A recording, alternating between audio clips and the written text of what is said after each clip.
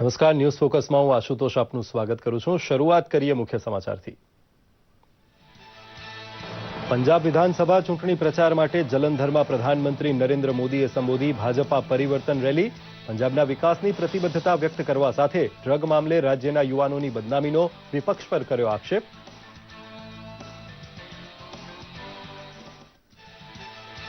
GST અને વિમુદ્રીકરણથી દેશની મહેસૂલી આવકમાં વધારો થવાનો વિશ્વાસ વ્યક્ત કરતા નાણામંત્રી અરુણ જેટલી વિશાખાપટ્ટનમમાં સીઆઈઆઈના 2 દિવસીય આર્થિક પરિસંવાદમાં દુનિયામાં સર્વાધિક વૃદ્ધિદર ધરાવતા ભારતીય અર્થતંત્રમાં મૂડીરોકાણ માટે નાણામંત્રીનો આગ્રહ। જમ્મુ કાશ્મીરના બાંદીપુરા જિલ્લાના ગુરેઝમાં હિમપ્રપાતની 2 ઘટનાઓમાં સેનાના જવાનોનો મરણાંક વધીને થયો 15। શહીદ જવાનોમાં પંચમહાલ જિલ્લાના ઓરવાડા ગામના સુનિલ પટેલનો પણ સમાવેશ।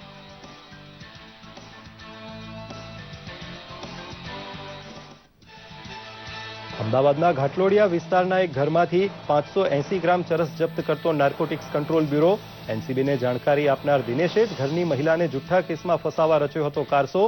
દિનેશની ધરપકડ કરી કાર્યવાહી હાથ ધરાઈ।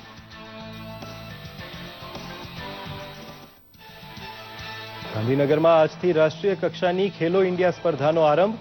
સ્પોર્ટ્સ ઓથોરિટી ઓફ ઇન્ડિયા દ્વારા આયોજિત આ ઇવેન્ટમાં 14 થી 17 વર્ષના ખેલાડીઓ 2 ફેબ્રુઆરી સુધી એથ્લેટિક્સ, હેન્ડબોલ અને હોકીની રમતોમાં દર્શાવશે પોતાનું કૌવત।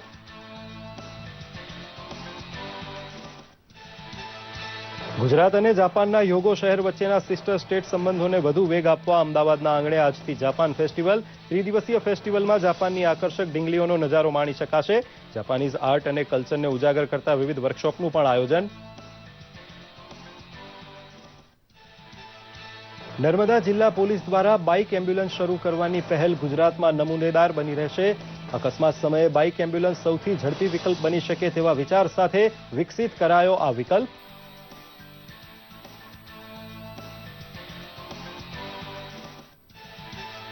અને પદ્મ પુરસ્કાર માટે પસંદ થયેલા ગુજરાતી વિરલા કહે છે, નેકદિલ સેવાની કદર બદલ તેઓ રહેશે દેશના ઋણી। પદ્મભૂષણ રત્નસુંદર મહારાજ, તબીબો ડોક્ટર દેવેન્દ્ર પટેલ અને સુબ્રતો દાસ તથા પીઆરએલના જયંત ગોસ્વામીએ અંગત હિત કરતા સમાજ સેવાને આપી છે અગ્રતા।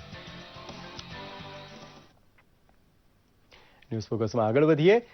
5 રાજ્યોની વિધાનસભા ચૂંટણીઓને લઈને પ્રચાર અભિયાન પૂરજોશમાં ચાલી રહ્યું છે। પોતાના પંજાબ પ્રવાસ અંતર્ગત પ્રધાનમંત્રી નરેન્દ્ર મોદીએ આજે જલંધરમાં પીએપી ગ્રાઉન્ડમાં વિજય સંકલ્પ રેલીને સંબોધી હતી।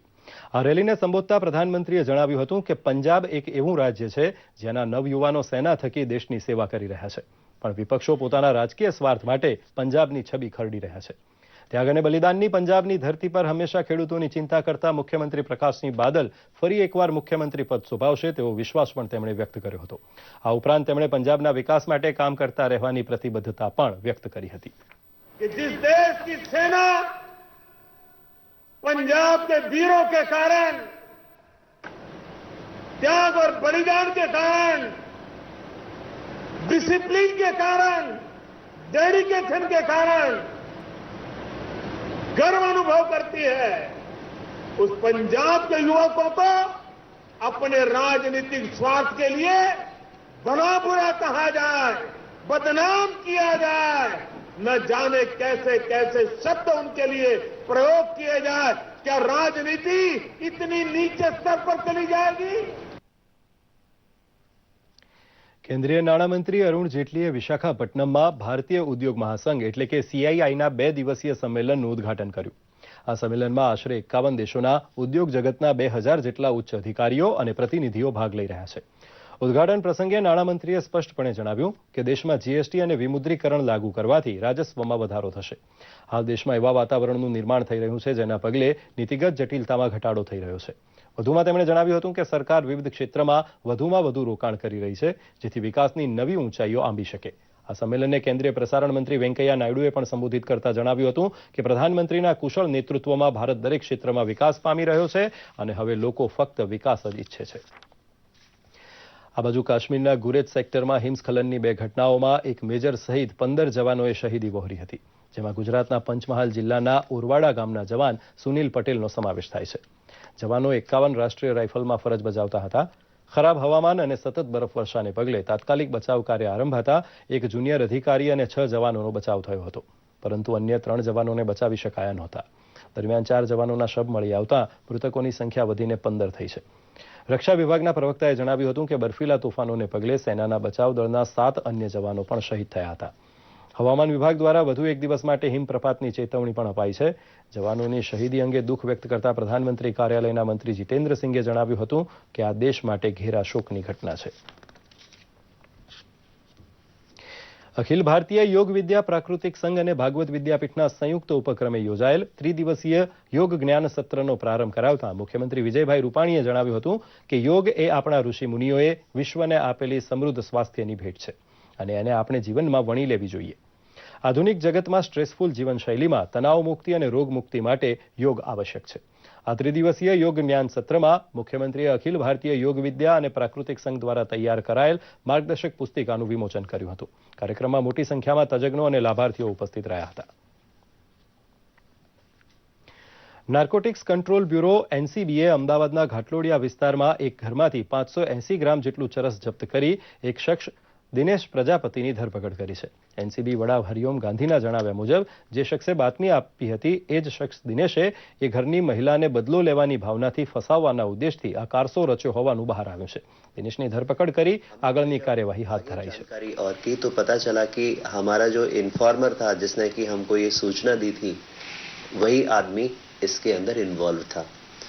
वो व्यक्ति था दिनेश प्रजापति करके था और जब हमको यहाँ पर मिला एनसीबी ऑफिस में आके उसने अपने आप को राज कोठारी के नाम से इंट्रोड्यूस किया और राज कोठारी नाम के आदमी ने हम लोगों को बताया कि ये लड़की काफ़ी जगह से चरस लेके आती है, अलग तरीके के ड्रग लेके आती है और व्यापार करती है उसका.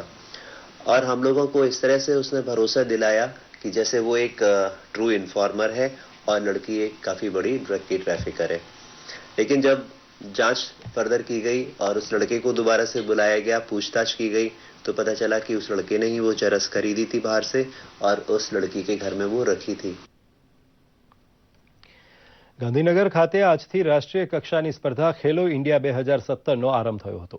સ્પોર્ટ્સ ઓથોરિટી ઓફ ઇન્ડિયાના યજમાન પદે યોજાયેલી આ રમત સ્પર્ધાઓનો આરંભ ગુજરાત વિધાનસભાના ઉપાધ્યક્ષ શંભુજી ઠાકોર, બીએસએફ ગુજરાતના આઈજી એ.કે. તોમર અને વિવિધ રમતોમાં સિદ્ધિ મેળવનારા ડબલ મેડલિસ્ટ દેવેન્દ્રસિંહની ઉપસ્થિતિમાં કરાયો હતો. આ કાર્યક્રમમાં મુખ્યમંત્રી વિજયભાઈ રૂપાણી ઉપસ્થિત ન રહેતા તેમણે મોકલેલા સંદેશને ઉપસ્થિત ખેલાડીઓને વાંચી સંભળાવવામાં આવ્યો હતો. સંદેશામાં સીએમએ રમતગમત ક્ષેત્રે યુવાનો આગળ વધે એવી આશા વ્યક્ત કરી હતી. 2 ફેબ્રુઆરી સુધી ચાલનાર આ સ્પર્ધાઓમાં 15 થી 17 વર્ષની વયના 4000 જેટલા ખેલાડીઓ એથ્લેટિક્સ, હેન્ડબોલ અને હોકીમાં પોતાનું કૌવત દર્શાવશે. 2009ની વાઇબ્રન્ટ સમિટમાં ગુજરાત અને જાપાનની વચ્ચે થયેલ સિસ્ટર રાજ્યના કરારને આગળ ધપાવવા જાપાન મહોત્સવનો અમદાવાદમાં પ્રારંભ થયો છે. શું છે આ મહોત્સવની વિશેષતા? જાણીએ આ રિપોર્ટમાં. અમદાવાદના આંગણે યોજાયેલા ત્રિદિવસીય જાપાન મહોત્સવમાં જાપાનની સંસ્કૃતિની ઝાંખી કરાવતા સાંસ્કૃતિક કાર્યક્રમ, કરાટે અને ફિલ્મ સહિત વિવિધ વર્કશોપનું આયોજન કરાયું છે. જેમાં જાપાની વેજીટેરિયન રસોઈ, બાળકો માટે પ્રખ્યાત ઓરિગામી પેપર હસ્તકળા અને પેકિંગ આર્ટ વગેરે રજૂ કરાશે. જાપાનને આપણે અમદાવાદ અને ગુજરાતના આંગણે એક અનોખી રીતે માણી શકીએ એવા અનેક નવતર પ્રયોગો સાથે આ જાપાન ફેસ્ટિવલ રજૂ થઈ રહ્યો છે. સૌ પ્રથમવાર એવી સુંદર મજાની 80થી વધારે ઢીંગલીઓનું પ્રદર્શન અહીંયા અમદાવાદ મેનેજમેન્ટ એસોસિએશનના આંગણે યોજાયું છે. અમદાવાદમાં સૌ પ્રથમવાર જાપાની ઢીંગલીઓનું પ્રદર્શન પણ શહેરીજનો માટે 10મી ફેબ્રુઆરી સુધી ખુલ્લું મૂકવામાં આવ્યું છે. પ્રદર્શનમાં 80 જેટલી વિવિધ કલાકૃતિવાળી ડોલ શહેરીજનો નિહાળી શકશે, જેની કિંમત 1.5 કરોડથી વધુ છે. આ ઉપરાંત જાપાની સોલો થિયેટર કલાકાર સોકો ઈતો દ્વારા 18 જેટલા પાત્ર એક સાથે ભજવીને થિયેટર શો રજૂ કરવામાં આવ્યો હતો. I like very much Indian cultures because such a positivity that, which is we have to learn Japanese people because Japanese people are very polite and shy but Indian people have so full of energy and always something challenge. હ્યોગોના Kobe શહેર અને અમદાવાદ વચ્ચેના મૈત્રીપૂર્ણ સંબંધ દ્વારા એકબીજાની સંસ્કૃતિને જાણવા માટે યોજાયેલ આ મહોત્સવ અતિ મહત્વપૂર્ણ છે. જાપાનના કોબે શહેરમાં ગુજરાતીઓની વધુ વસ્તી છે ગુજરાતમાં પણ 163થી વધુ જાપાનીઝ પરિવાર સ્થાયી થયા છે ત્યારે આ મહોત્સવ દ્વારા કેળવણી, વ્યાપાર અને સંસ્કૃતિ એમ ત્રણેય ક્ષેત્રમાં ગુજરાત અને જાપાન સાથેના સંબંધોનો વિકાસ થશે. We need to broaden and extend more deeper, wider good friendship between Indian people in India and Japanese people. So this culture event is one of the challenge, how to communicate or deepen our relationship. જાપાનની સંસ્કૃતિને જાણવા અને માણવાનો અવસર અમદાવાદીઓએ ચૂકવા જેવો નથી. દૂરદર્શન સમાચાર માટે Krishna શાહનો report. Narmada પોલીસે લોકોની સેવાર્થે એક નવો દીપ પ્રગટાવ્યો છે. અકસ્માત બાદ તુરંત જ ઇજાગ્રસ્ત વ્યક્તિને હોસ્પિટલ ખસેડવા માટે સૌ પ્રથમવાર અકસ્માત ઝોનમાં બાઇક એમ્બ્યુલન્સ તૈનાત કરાશે. જ્યાં 108 એમ્બ્યુલન્સ પહોંચી શકે તેમ ન હોય તેવા વિસ્તારોમાં આ બાઇક એમ્બ્યુલન્સ આશીર્વાદરૂપ બનશે. આ એમ્બ્યુલન્સને પ્રાથમિક સારવાર અંગે તાલીમબદ્ધ પોલીસ કર્મચારી ચલાવશે. આ સેવા થકી પોલીસ અને તબીબી એમ બંને સેવાઓ એક સાથે મળી રહેશે. રાજ્ય સરકાર દ્વારા નર્મદા પોલીસને અપાયેલી બાઇકને આશરે 1 લાખના ખર્ચે રિનોવેટ કરી જીપીએસ સિસ્ટમવાળી એમ્બ્યુલન્સનું રૂપ આપવામાં આવ્યું છે, જેમાં BSNLના નંબર તથા વોકી ટોકીથી સજ્જ police Jawan round the clock જિલ્લાના અંતરિયાળ વિસ્તાર અને હાઈવે વિસ્તારોમાં તૈનાત રહેશે. આ સિસ્ટમનો સંપૂર્ણ કંટ્રોલ જિલ્લાની હેડ ઓફિસ પાસે રહેશે. रजिस्ट्रेशन का उद्घाटन करने वाले हैं, उस दिन लॉन्च करेंगे. फिलहाल चूंकि इनके रजिस्ट्रेशन का प्रोसेस चल रहा है और ड्राइवरों की ट्रेनिंग चल रही है, तो जल्दी हम लोग आगामी टाइम में एक्स्ट्रा भी बने. जहाँ तक अभी तक मेरे नॉलेज में सरकारी विभाग में मुझे इतना इल्म नहीं है कि मतलब किसकी जगह पर, संभवतः पर शायद ये इंडिया का पुलिस विभाग में पहला प्रोजेक्ट होगा. આ વખતે પદ્મશ્રી એવોર્ડ મેળવનારાઓમાં ગુજરાતના 8 મહાનુભાવોનો સમાવેશ થાય છે. એમાંના જૈન મુનિ રત્નસુંદર મહારાજ, તબીબો ડોક્ટર દેવેન્દ્ર પટેલ તથા ડોક્ટર સુબ્રતો દાસ તથા PRLના JN ગોસ્વામીએ હંમેશા પોતાના અંગત હિત કરતા સમાજ સેવાને પ્રાધાન્ય આપ્યું છે. જાણીએ આ વિરલાઓની વાત.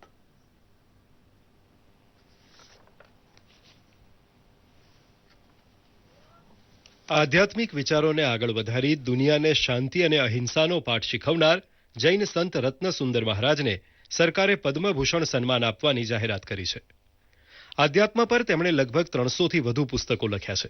તેમને યુથ આઇકોન તરીકે પણ ઓળખવામાં આવે છે. વર્ષો પછી કોઈ સંતને, અધ્યાત્મ જગતમાં વિચરતા સંતને રાજ્ય સરકારે એટલી હાઇલાઇટ કરી અને એક નવાજ્યા હોય એવોર્ડથી એનો આનંદ છે. મારા સાહેબના પ્રખર પ્રવચનના કારણે મારું પણ તે વખતે પરિવર્તન થયું. સાતે વ્યસને પૂરો હોવા છતાં 3 દિવસના પ્રવચનમાં લગભગ 65 પ્રતિજ્ઞાઓ કરેલી. ચેઇન સ્મોકર હતો, રોજની 100 સિગરેટ પીવાવાળો. એ જ દિવસથી સિગરેટનો પણ ત્યાગ કર્યો અને જીવન આખું પરિવર્તન થઈ ગયું. અત્યાર સુધીમાં મારા જેવા લાખો યુવાનોના હૃદય પરિવર્તન આ ગુરુદેવના પ્રવચનના માધ્યમથી થયા છે. દેશની જાણીતી હાઈવે ઇમરજન્સી મેડિકલ સર્વિસીસ EMSના સ્થાપક ડોક્ટર સુબ્રતો દાસને પદ્મશ્રી એવોર્ડથી સન્માનિત કરાશે. તેઓ ભૌગોલિક દ્રષ્ટિએ દક્ષિણ એશિયામાં સૌથી વધુ વિસ્તારમાં ઇમરજન્સી મેડિકલ સેવાઓ ઉપલબ્ધ કરાવે છે. હેલ્પલાઇન નંબર 9825260000 થી સેવા પહોંચાડનારી દક્ષિણ એશિયાની તેમની એકમાત્ર સંસ્થા છે. જ્યારે ખબર પડી ને અને વર્ચ્યુઅલ મીડિયાથી ખબર પડી, વિશ્વાસ ન થયો કે રોડ ટ્રાફિક એક્સિડન્ટ માટે સરકાર એવોર્ડ આપશે. મેં ચાલુ કર્યું છે વડોદરામાં લઈને કે 40% વડોદરાના નાગરિકો જે ભણેલા છે અને જે ફિઝિકલી કેપેબલ છે એ લોકોને અમે બાયસ્ટેન્ડર CPR અને ફર્સ્ટ એડમાં ટ્રેનિંગ આપીશું કે જ્યાં સુધી એમ્બ્યુલન્સ ના આવે તમે કોઈને બચાવી શકો. ગુજરાતમાં એન્કો સર્જરીનો પરિચય કરાવનાર ડોક્ટર દેવેન્દ્ર પટેલને રાષ્ટ્રીય સન્માન મળતા અમદાવાદ શહેરનું ગૌરવ વધ્યું છે. તેમને પદ્મશ્રી એવોર્ડથી નવાજવામાં આવશે. વર્ષ 1966માં તેઓ ગુજરાત કેન્સર સોસાયટી સાથે ચીફ સર્જન તરીકે જોડાયા હતા. 1960 પહેલા તો ગુજરાતમાં કેન્સરની સારવાર માટે કોઈ વ્યવસ્થા નહોતી. આ હોસ્પિટલ શરૂ થયા પછી હિન્દુસ્તાનમાં બીજી બધી હોસ્પિટલમાં જે કોઈ સારવાર મળે એટલી જ ઉચ્ચ કક્ષાની સારવાર આ હોસ્પિટલમાં મળે છે. અને આ હોસ્પિટલના શરૂઆતના તબક્કાથી જ હું જોડાયેલો હતો, તે માટે મને મારો ખૂબ સંતોષ છે. અને એ માટે મારી સરકારશ્રીને મારા માટે લાગણી થઈ હશે અને માન થયું હશે માટે આ એવોર્ડ આપ્યો છે મને. જીતેન્દ્રનાથ ગોસ્વામીને પદ્મશ્રીનું સન્માન મળ્યું છે. તેમનો જન્મ 1950માં અસમમાં થયો હતો. તેમને અગાઉ જુદા જુદા પુરસ્કારો અને સન્માન મળી ચૂક્યા છે. તેઓ અમદાવાદ ખાતે ફિઝિકલ રિસર્ચ લેબોરેટરી PRLના ડાયરેક્ટર તરીકે ફરજ બજાવે છે. તેઓ ચંદ્રયાન 2 અને મંગળયાન માટે કામ કરી ચૂક્યા છે. With all humility, I would like to accept this award. All the group of people with whom I have worked, who have collaborated with me, they are all part of this award, and I take this award with all humility. ક્ષેત્ર કોઈ પણ હોય, ગુજરાતમાં સેવાના ભેખધારીઓની કમી નથી. પણ આવા ભેખધારીને રાષ્ટ્રીય સન્માન મળે છે ત્યારે જાણે કે સોનામાં સુગંધ ભળે છે. બ્યુરો રિપોર્ટ, દૂરદર્શન સમાચાર, અમદાવાદ. રાજનગર સમસ્ત જૈન સંઘ અને રત્નપ્રસ્થ ટ્રસ્ટ દ્વારા પદ્મભૂષણ જૈનાચાર્ય રત્નસુંદર મહારાજ સાહેબનું 50,000થી વધુ બહેનો માટેનું વિશેષ જાહેર પ્રવચન આગામી રવિવારે અમદાવાદમાં સરદાર પટેલ સ્ટેડિયમ ખાતે આયોજિત કરવામાં આવેલ છે.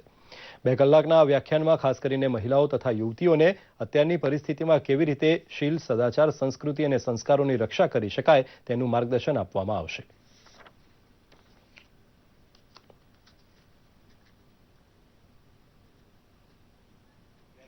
બધી બહેનો ઘણી વાત કરશે. એક તો ફેમિલી રિલેટેડ વાતો છે, બીજા નંબરમાં કેરેક્ટર રિલેટેડ વાતો છે, ત્રીજા નંબરમાં એમની પોતાની સમાધિ માટે art of compromise, let go nature, thanks giving nature ઘણી રીતે તૂટે છે. ભલે તમને એમ લાગતું હોય, પણ હું કહું કે એમના જીવનનું મોરલ, કલ્ચર, સ્પિરિચ્યુઅલ કેવી રીતે ટકાવવું એની વાત કોઈ જગ્યાએ એમને સાંભળવા મળતી નથી. મહારાજ સાહેબના પ્રવચનો રેગ્યુલર સાંભળવાથી અને તેમની ચોપડીઓ અને એમના સત્સંગમાં રહેવાથી તમારા પોતાનામાં ઘણો જ ચેન્જ આવે છે અને તે જીવન પરિવર્તન માટે ઘણો ઉપયોગી છે. છેલ્લા 15-20 વર્ષથી હું મસાલા ખાતો હતો, પણ મહારાજ સાહેબનું પ્રવચન સાંભળી એના મારામાં પરિવર્તન આવી ગયું. 1 મહિનાથી મેં નામથી મસાલા ખાવાનું બંધ કરી દીધું.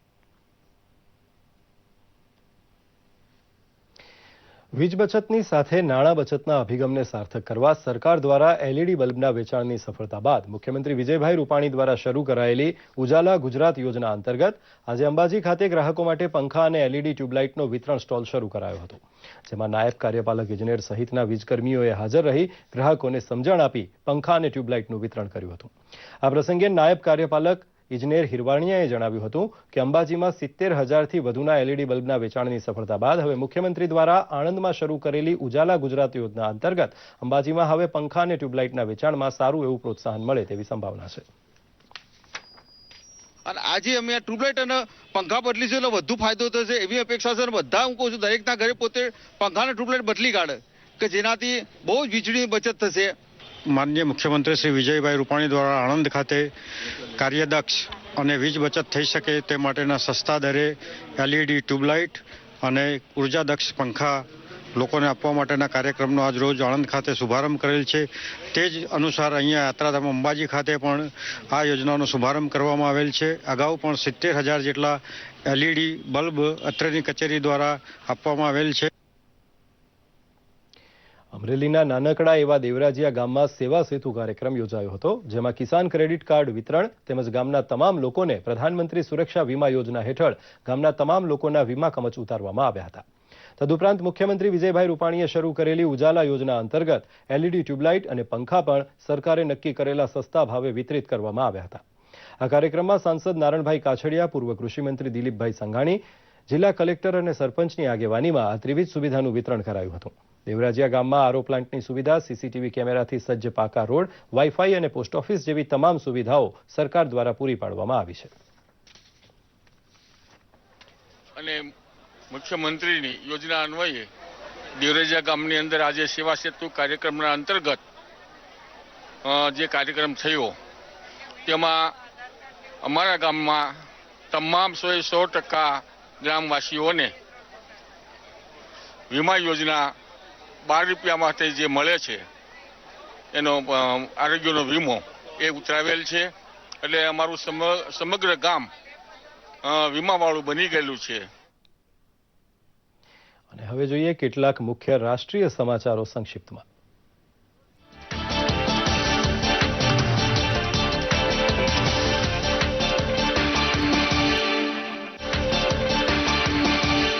કાળા નાણાંની કબૂલાત માટેના છેલ્લા અવસર તરીકે અમલી પ્રધાનમંત્રી ગરીબ કલ્યાણ યોજના હેઠળ થાપણ સ્વીકારવાનો અધિકાર સહકારી બેંકોને નહીં, સરકારના સ્પષ્ટીકરણ મુજબ કબૂલેલી રકમની વ્યાજ વગરના લોકઇન પીરિયડ માટે મૂકવાની થતી 25% થાપણ મૂકી શકાશે માત્ર રાષ્ટ્રીયકૃત બેંકમાં. આમ આદમીના ખિસ્સાને પરવડે એવા સસ્તા હવાઈ પ્રવાસને સંભવ બનાવતી ઉડાન યોજનાને ફેબ્રુઆરીથી અમલી બનાવવા નાગરિક ઉડ્ડયન મંત્રાલયની તૈયારીઓ. 75 હવાઈ મથકોને સાંકળતી આ સેવા માટે 11 ખાનગી હવાઈ કંપનીઓએ દાખવ્યો છે રસ.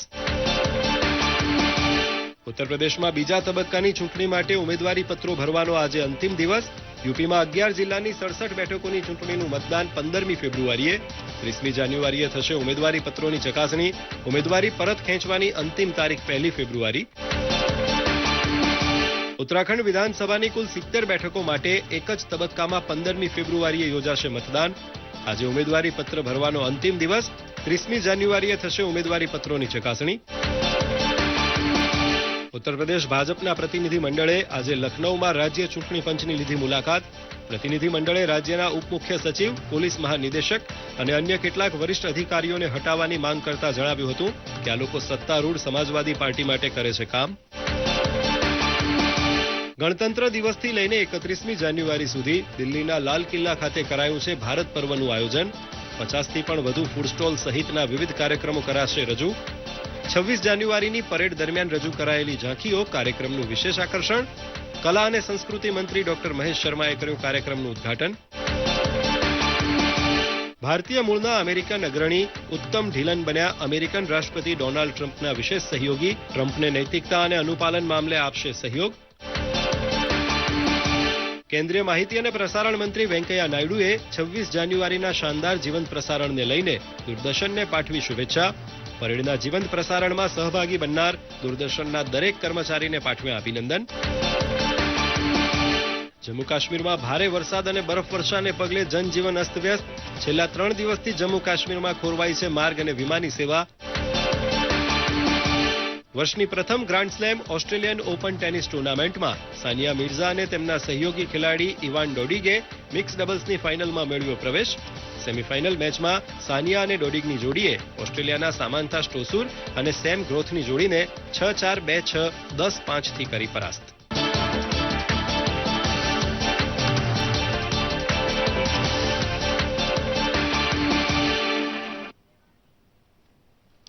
પ્રજાસત્તાક પર્વ પર રાષ્ટ્રીય સ્વયંસેવક સંઘ દ્વારા જૂનાગઢમાં રાષ્ટ્રભાવનાને પ્રબળ બનાવવા ઘોષપથ સંચાલન યોજવામાં આવ્યું હતું.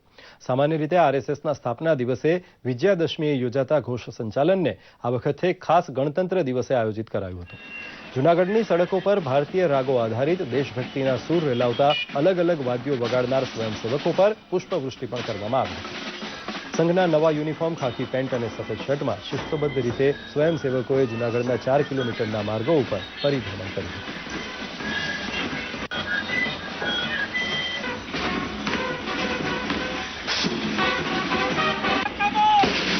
ફક્ત ઘોષનું સંચાલન સર્વપ્રથમ છે. અત્યાર સુધી સંચાલનો થાય છે પણ એ સામાન્ય પ્રત્યેક સ્વયંસેવકો માટે હોય છે, પરંતુ આજનું આ સંચાલન એ વિશેષ હતું, જેમાં ફક્ત ઘોષવાદકો જોડાયેલા હતા. સહભાગી પ્રત્યેક કાર્યકર્તાના હાથમાં કોઈને કોઈ વાદ્ય, એક પથક અલગ અલગ રચનાઓ વગાડતા 4 કિલોમીટરનું આ સંચાલન અહીંયા પૂર્ણ થયું છે.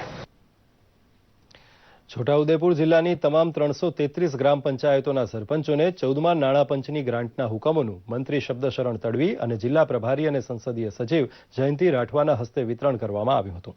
આ પ્રસંગે શ્રી તડવીએ જણાવ્યું હતું કે ગ્રામ પંચાયતોની આવક સીમિત હોવાથી ધારેલા કાર્યો થઈ શકતા નથી. આ ગ્રાન્ટ થકી છેવાડાના માનવીનો વિકાસ થઈ શકશે. કાર્યક્રમમાં જિલ્લા વિકાસ અધિકારી સહિત અગ્રણીઓ, સરપંચો અને લોકો ઉપસ્થિત રહ્યા હતા.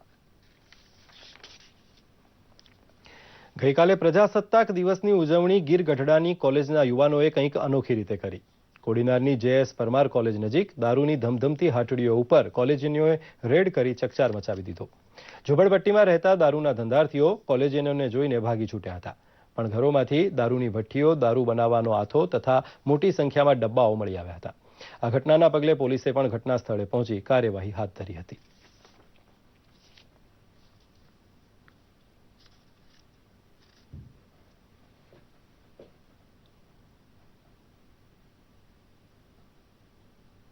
એક બુટલેગર વિરુદ્ધ તડીપારની કાર્યવાહી પણ કરવામાં આવી છે. જો હજુ પણ ટોળી જુગારની બધી સંપૂર્ણ અંકુશમાં નહીં આવે તો વધુમાં વધુ પાસા અને તડીપાની કાર્યવાહી કરવામાં આવશે, વધુમાં વધુ પ્રોહિબિશનના કેસો કરવામાં આવશે.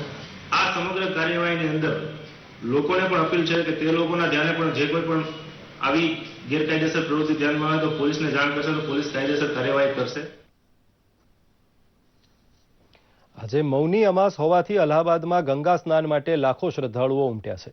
શિવરાત્રી અગાઉની આ છેલ્લી અમાસ હોવાથી યોગી પરંપરામાં આ દિવસથી મૌનમાં પ્રવેશ કરવાનું મહત્વ હોય છે.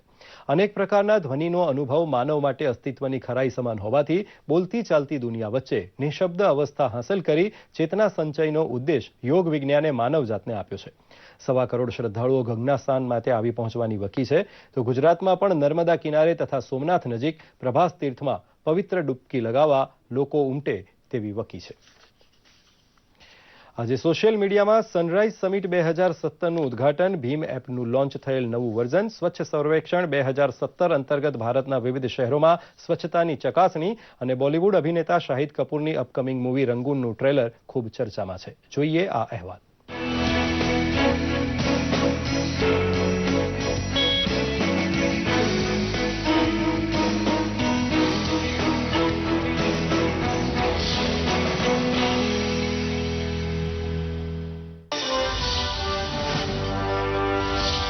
આજે કેન્દ્રીય શહેરી વિકાસ મંત્રી વેંકૈયા નાયડુએ વિશાખાપટ્ટનમ ખાતે સનરાઈઝ આંધ્રપ્રદેશ સમિટ 2017નું ઉદ્ઘાટન કર્યું હતું. તેઓએ સમિટમાં યુક્રેનથી અને રશિયાથી આવેલા એક પ્રતિનિધિ મંડળ સાથે મુલાકાત કરી હતી. રશિયાના પ્રતિનિધિ મંડળે સ્માર્ટ સિટી મિશનમાં એક વ્યૂહાત્મક ભાગીદારી કરવા અંગે તૈયારી દર્શાવી હતી. યુપીઆઈ આધારિત એપ ભીમનું નવું વર્ઝન રજૂ કરાયું છે. અપડેટેડ વર્ઝનમાં કેટલાક નવા ફીચર્સ પણ એડ કરવામાં આવ્યા છે અને કેટલીક ખામીઓને દૂર કરાઈ છે. ભીમ 1.2 વર્ઝન હવે 7 વધુ ક્ષેત્રીય ભાષાઓમાં ઉપલબ્ધ થશે. પહેલા માત્ર હિન્દી અને અંગ્રેજીનો વિકલ્પ હતો. હવે આ એપનો બંગાળી, ગુજરાતી, કન્નડ, મલયાલમ, ઉડિયા, તમિલ અને તેલુગુમાં પણ ઉપયોગ કરી શકાશે. આ નવા વર્ઝનમાં પે ટુ આધાર નંબરનો પેમેન્ટ ઓપ્શન પણ એડ કરવામાં આવ્યો છે. સ્વચ્છ ભારત મિશનના સ્વચ્છ સર્વેક્ષણ 2017 અંતર્ગત ભારતના વિવિધ શહેરોની ચકાસણી કરવામાં આવી હતી. ક્વોલિટી કાઉન્સિલ ઓફ ઇન્ડિયા દ્વારા શહેરની શેરીઓમાં, જાહેર શૌચાલયોમાં અને વિવિધ વેપારી વિસ્તારોમાં સ્વચ્છતાની ચકાસણી કરાઈ હતી. આ ચકાસણી થયેલ શહેરોમાં વસઈ, વિરાર, ત્રિચી, ગુવાહાટી, ઉડુપી અને ચિત્રદુર્ગનો સમાવેશ થાય છે. બોલિવૂડ અભિનેતા શાહિદ કપૂરની અપકમિંગ મૂવી રંગૂનનું ટ્રેલર રિલીઝ થઈ ગયું છે. આ ફિલ્મ બીજા વિશ્વયુદ્ધના સમયગાળા દરમિયાન અંગ્રેજી પત્રકાર અને લેખિકા મેરિયન ઇવાન્સના જીવન પર બનેલી અને જેમાં બોલિવૂડની પ્રથમ સ્ટન્ટ મહિલા તરીકે પ્રખ્યાત ફિયરલેસ નાદિયાએ અભિનયના અજવાળા પાથર્યા. એવી હન્ટરવાલી ફિલ્મ પર આ ફિલ્મ આધારિત છે. ડિરેક્ટર વિશાલ ભારદ્વાજની આ ફિલ્મમાં શાહિદ કપૂર અને કંગના રનૌત ઉપરાંત સૈફ અલી ખાન મહત્વની ભૂમિકા ભજવી છે. રંગૂન 24મી ફેબ્રુઆરી 2017ના રોજ રિલીઝ થશે.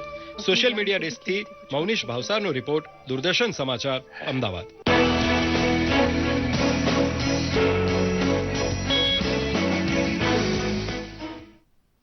અને હવે જોઈએ આજના હવામાન સમાચાર.